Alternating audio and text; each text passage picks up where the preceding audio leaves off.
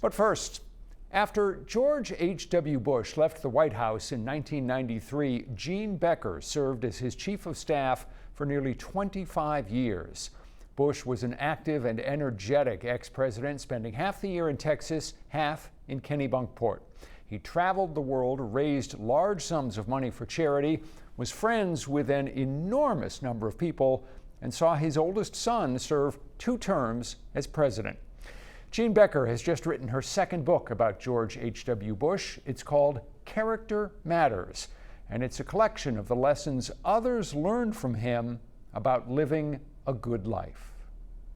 And so what I did is I reached out to people who knew him the best. I was hoping to get about 50 essays or so. I wanted other people to tell me what they learned from him. Gene Becker hoped for 50 essays. The book contains 154 from a wide range of people, from former British Prime Minister John Major to Bill Clinton, from Nancy Pelosi to Reba McEntire, to the young man who mowed the Bush's lawn in Kennebunkport. You've done a lot of writing. You have a journalistic background, but this was a different kind of project because you had to herd a lot of cats. Yes. With 154 people who were offering contributions. Yes. Did that drive you a little crazy? Oh, that is such a good question. The biggest problem is everybody thought I told them to write an entire chapter. There are a couple of people who wrote an entire book. And just yesterday, I saw Judge William Webster, 100 years old, former head of the FBI and CIA, who has an essay in the book. And he reminded me that he had listed 20 things that he had learned from President Bush, but I only used 13. Shame on you. If there is one overriding lesson in the book, it is how to lead a better life. Becker says George Bush's biographer, John Meacham, believes George Bush gave so much of himself to public service because he'd survived having his plane shot down in World War II.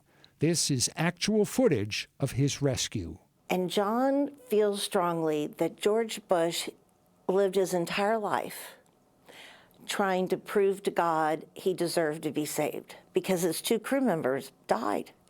And John says, I think that George Herbert Walker Bush led not only his life, but his 2 crew members, and that he knew that his living that day, surviving being shot down was a miracle, and that he spent his whole life paying it back.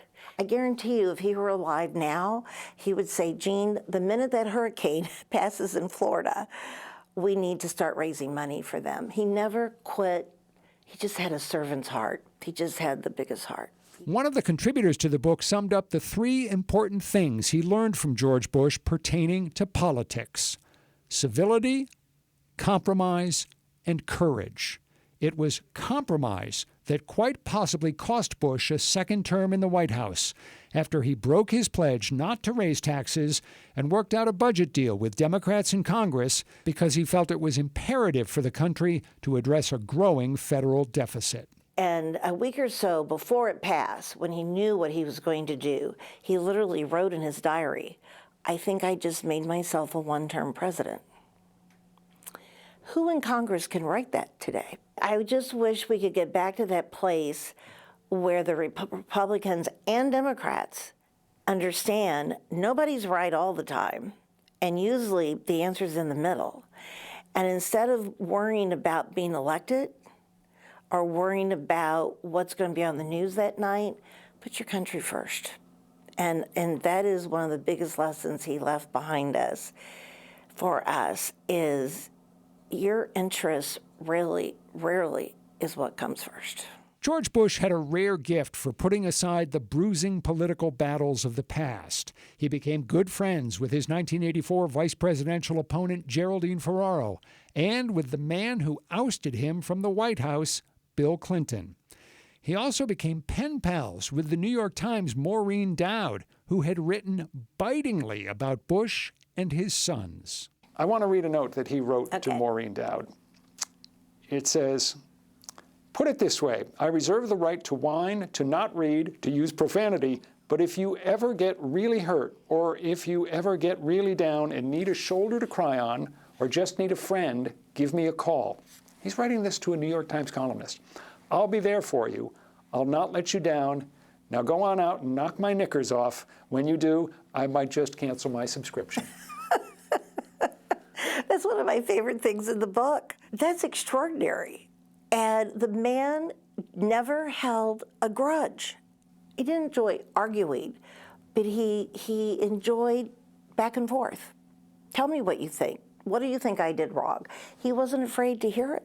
He didn't surround himself with yes people. As one of the most recognizable people in the world, George Bush shook countless hands and posed for untold photos. Even late in life, he went out of his way to accommodate people and make their day. He's at the Mayo Clinic for his annual physical, walking down the corridor wearing one of those hospital gowns, and people would come up to him and ask if they could shake his hand, and what would happen? I can't wait to tell Dr. John Eckstein that you asked me about this. So President Bush is walking down the hall for whatever test, and he's holding the back of his gown closed. And then somebody asks him for his autograph, and he lets go of the gown to take the photo and the autograph. And I guess it was, if you remind him, yeah. I'm not going to say any more. David McCullough, who was one of America's great historians and who lived in Maine for a while, tells a story about how defeat reveals character and that George H.W. Bush handled defeat superbly. Mm-hmm. It's a timely reminder in these days that how one handles defeat tells us a lot about a person. This is what he wrote in his diary the night he lost the election to Bill Clinton. The election is over. It's come and gone. The job is not finished, and that kills me. Now into bed, prepared to face tomorrow. Be strong, be kind, be generous of spirit, be understanding, and let people know how grateful you are. Don't get even. Comfort the ones I've hurt and let down. Say your prayers and ask for God's understanding and strength. Finish with a smile and some gusto, and do what's right and finish strong. That was George Herbert Walker Bush.